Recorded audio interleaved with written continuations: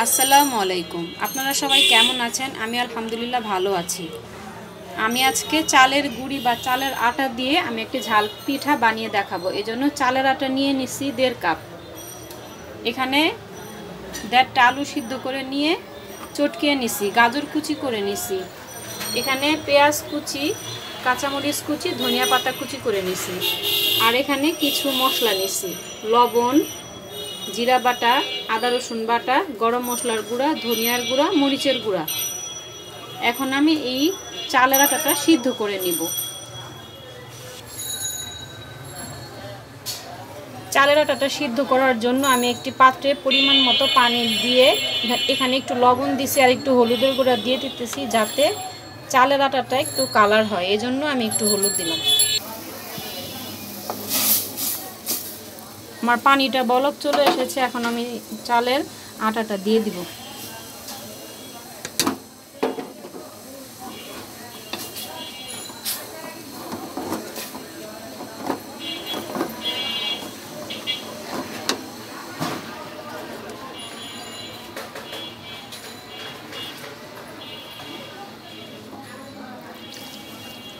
আমি একটু পানি দিয়ে দিলাম, মনে হলো পানি কম হয়েছে।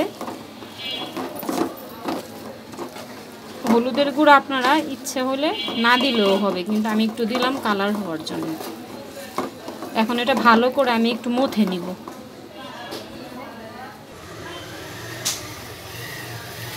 সেই চালের আটার ময়ানটা আমি অন্য পাত্রে নিয়ে নিছি।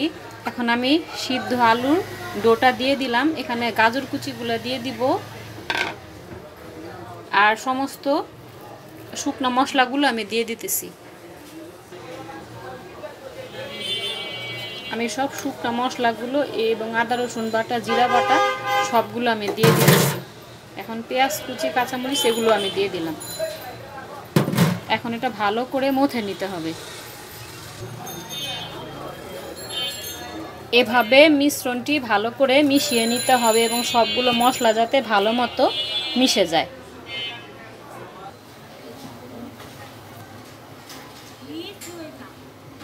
কিছুটা মিশ্রণ একটা চপিং বোর্ডের উপর আমি নিয়ে নিলাম। এখন আপনাদের ইচ্ছা মতো আপনারা শেপ দিয়ে নেবেন। আমি একটা শেপ দিয়ে দিতেছি। এখন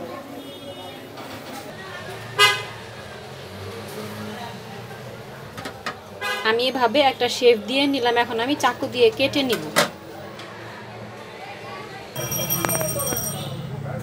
এখন আমি আমার শেপ মতো কেটে নিব। আপনারা যেভাবে শেপ দিতে ইচ্ছে হয় আপনারা দিয়ে নেবেন।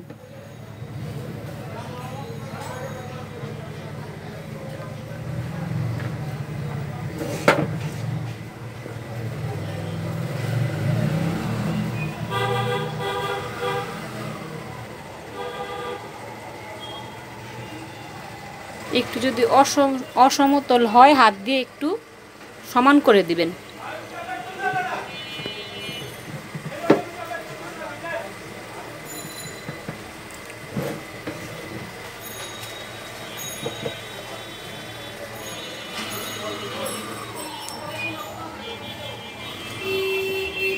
এখন এভাবে চাকু দিয়ে উঠানোর পরে একটু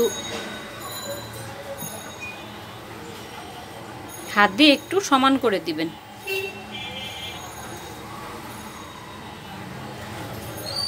এভাবে করে সবগুলো বানিয়ে নেবেন। এভাবে সবগুলো বানিয়ে নেবেন। এখন আমি ভাজতে চলে যাব। আমি ফ্রাই প্যানে পরিমাণ মতো তেল দিয়ে দিছি। এখন আমি একটা একটা করে পিঠাগুলো ভেজে নিব। আপনারা ডুবো তেলেও ভাজতে পারেন, অল্প তেল দিয়েও ভাজতে পারেন, কোনো সমস্যা নেই। আমি সবগুলো পিঠা বাদামি কালার করে ভেজে নিব।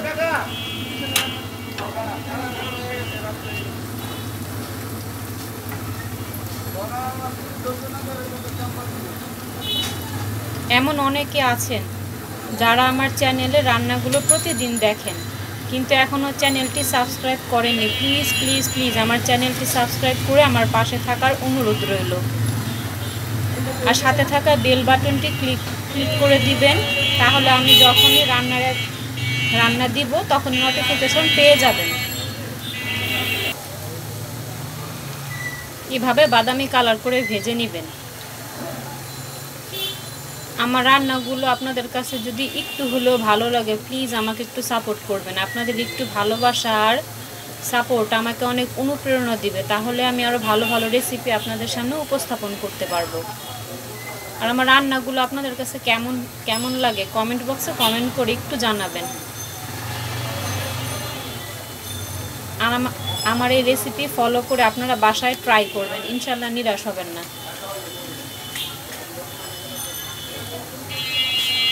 এটাকে ঝাল পিঠাও বলতে পারেন। এই ঝাল পিঠাটা বাচ্চাদের বানিয়ে দিলে ওরা খুব খুশি হয়ে যাবে। আমার নাস্তাটি বানানো শেষ। আপনারাও বাসায় ট্রাই করে দেখবেন, পরিবারের সবাই খুশি হয়ে যাবে।